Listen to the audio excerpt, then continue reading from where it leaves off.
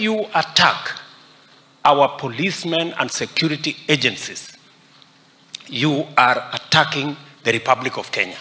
You are attacking the Constitution and the rule of law. And you are promoting anarchy.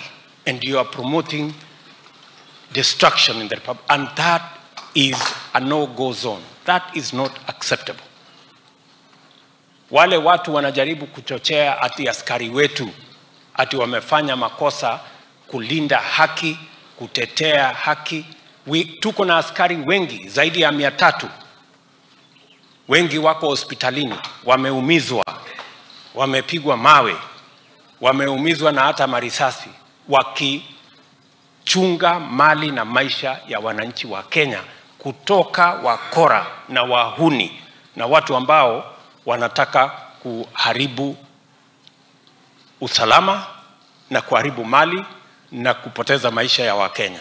Hiyo is not negotiable. Making sure that we are a secure nation is one thing we must all agree.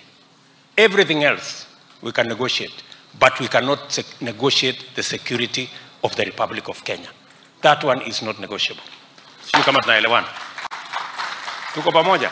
Sisi wote mirengo ya siasa, nini, mambo hii ingine yote hiyo ni sawa. No problem.